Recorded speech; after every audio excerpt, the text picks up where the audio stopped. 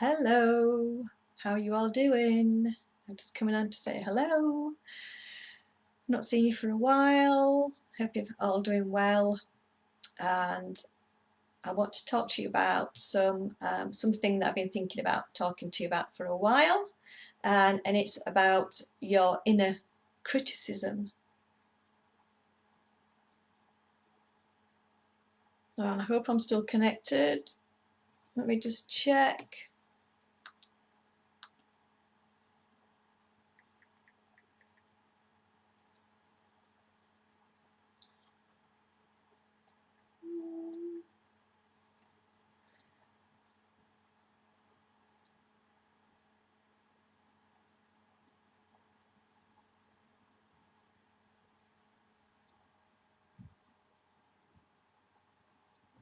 Because there's something going on with connection at the moment. It's been really funny. I think I'm okay.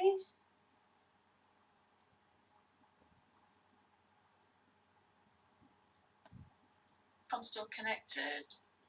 Let me just check. Okay, I'm going to go for it. Hi, welcome to my video. Just want to introduce myself. This is going to go out on YouTube. So I'm Andrea, and I do these videos to educate women about midlife challenges, to learn about how your diet, exercise, your lifestyle and your mindset can really affect your midlife and your challenges, and how you can build on the solutions to those challenges to get more relief for your symptoms. So hi, welcome to my video today. I want to talk to you about is your inner critic contributed to your symptoms? I think as women, we can self-criticize, can't we? We can be really too hard on ourselves. And I was speaking to a lady the other day, and she didn't really like a feature that she'd got on her face. And I didn't really think anything of it. I'm just thinking, well, why do you think it's so bad? Because me looking at it now, I couldn't see anything wrong with that feature. And I know we can look at ourselves and we can pick out lots of imperfections on ourselves. And especially when it's on our face, or maybe something with our hair, or maybe we've got a pimple in the wrong place, or dimples in the wrong place. And it can really bother you, but not bother somebody else, because to somebody else, they're probably not paying attention to that. They're not drawing their attention. They're not focusing on looking at that. They're focusing on just looking at you and paying attention to what you're saying. And that person might actually think it looks okay. You know, it's an actual feature that enhances the way that you look. So that's just an example how some things can play going on in your mind that you're criticizing yourself about. You know, you might be being too perfectionist about everything that you're doing. It's got to be perfect. You've got to have perfect skin, you've got to have perfect hair, your makeup's got to be perfect.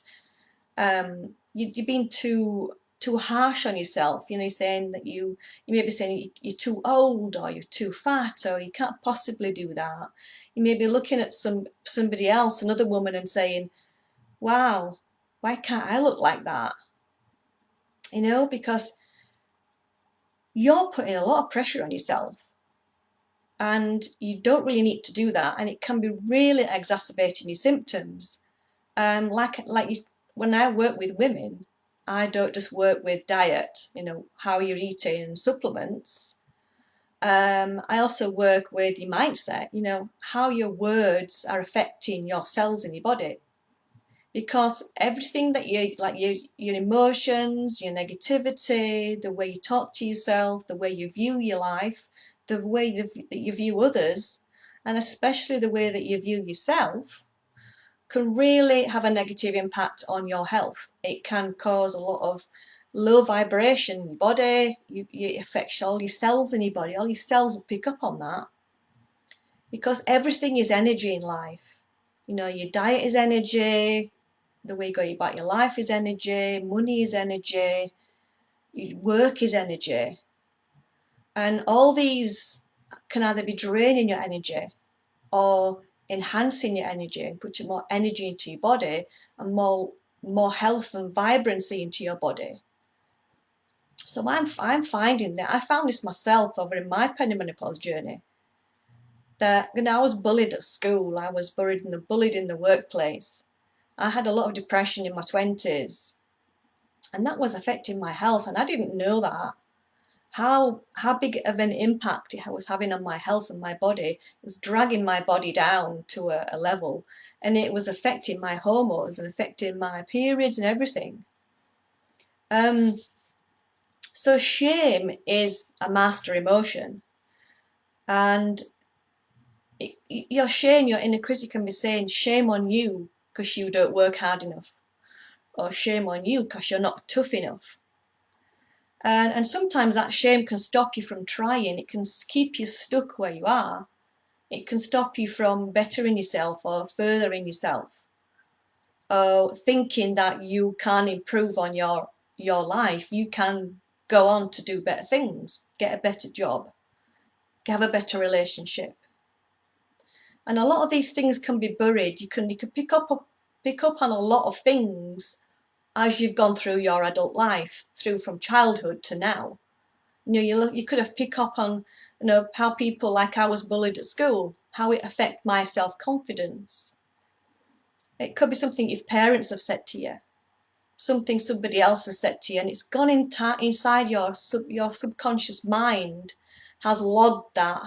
It's like a programming. You've been programmed to act a certain way, to think a certain way, because of all these experiences that you've had in your life.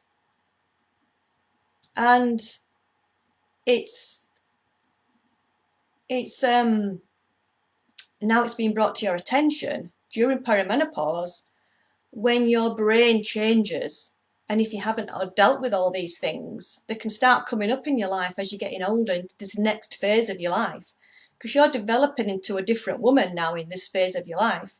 Your hormones are declining. Like, we've all gone through phases in our life. We've gone through puberty, fertility, having a pregnancy, being a young woman, being a mother, and now we're entering into another phase of our lives in midlife, changing into a different woman. And a lot of these things can come to the surface about your self-esteem, about your self-image, that you've not dealt with before.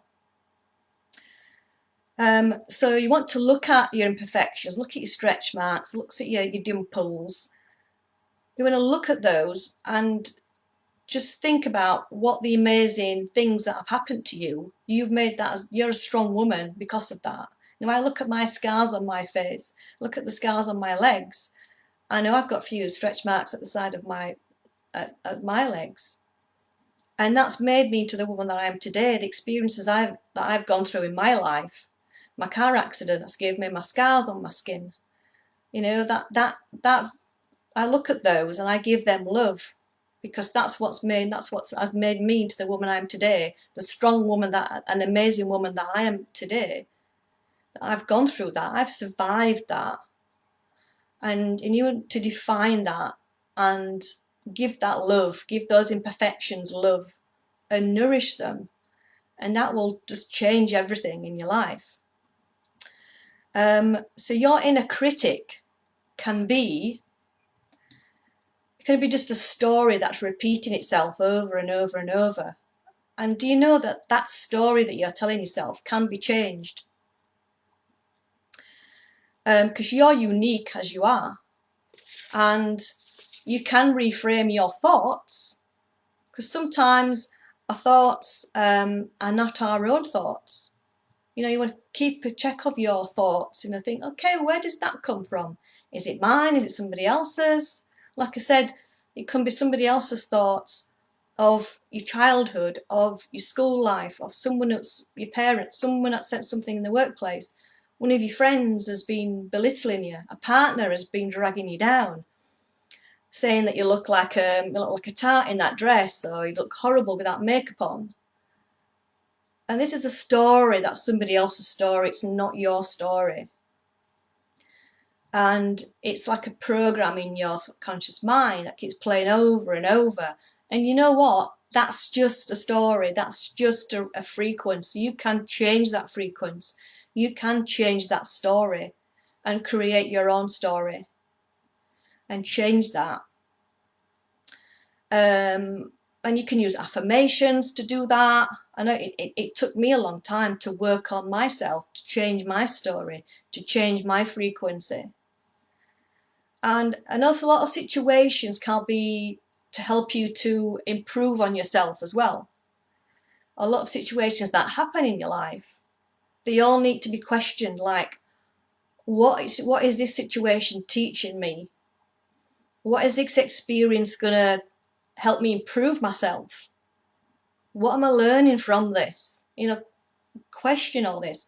Write it all down. That's what I did. I wrote everything down and question it. Why do I think this? Why am I doing this? Is it teaching me to be a better person? You know, you could view something as being a criticism. Somebody could be saying something at work to you. Oh, you've not done that right. You should have done it like that, or you should have paid attention this way. And you're probably going to go away and think, I didn't like the way that they spoke to me. I didn't like being criticised like that. But what you want to think about it in a different way, you want to think about, okay, take on board your thoughts. Now, are they justified? Or what did I do? What can I do better? That's teaching me something that I've done wrong, that I can do better next time.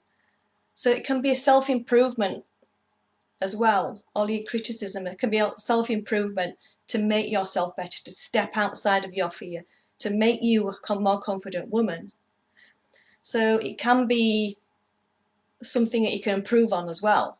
And then it can get out of control, and it can be something like where you want to say, okay, I know that these thoughts are as a protective mechanism. You're trying to protect me. You're making me fearful. But I can step away from that and say, okay, move aside, because I don't want this to get out of control. So you can push it aside. And the more you work on that, the more you can think about reprogramming and changing that frequency as to where you think, then the more that the inner critic, the more that the negativity will fade away, it will go away.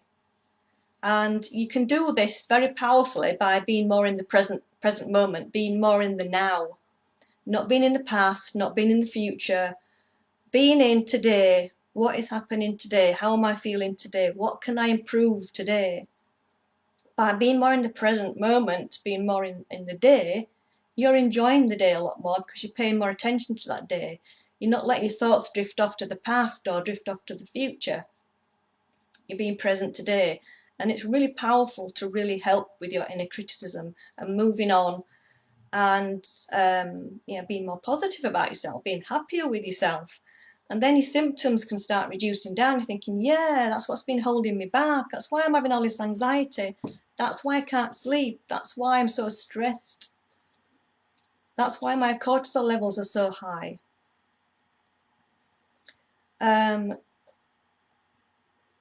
So yeah, I hope that's really helped you. If you're struggling with some problems with your inner critic right now, I'd love to know how you're getting on, what your experiences are, and let me know in the comments below. If this resonates with you, please let me know. I'd love to get to know you. So I just wanted to let you know that my perimenopause class is open for joining right now, enrollment. I'm going to put the link below to the wait list where you can get on board, and I can let you know. I'm going to give you my special offer, but you've got to be on the wait list to get my special offer. And we can work with me one-to-one and get my eyes on your symptoms, and I can draw up a plan for you that's specific to your needs, because everyone's going to be different. The course is all set out. You'll get all the information, but I can guide you through that course. I can guide you through the class on what steps that you can take and what you need to pay attention to, and how you can work out your diet plan and your supplements and some herbs or something else that you need to take, what levels that you need, because you might just have some gut issues that you need to sort out. Another woman might have some adrenal gland issues. You know, there's lots of different things that you can focus on during the class, and I can let you know during these 30 days when you join the class. It's a 30-day class, and I can help and support you during those 30 days and how to, move forward after the 30 days and keep going, keep healing, keep doing what I suggest that you do to help improve your symptoms going forward. So I'd love to see you on the next class. It's open at the moment. I can still get on board, We're just starting, but you can still get on the class for this month, for the month of May. But we'll be opening it up again. If you want to stay on the wait list, I'll be opening it up again if you don't want, if you can't get on this one. And then we can talk about it for another time. So thanks for watching, and wherever you are in the world, take care of yourself. I'm sending you lots of love. See you later. Bye.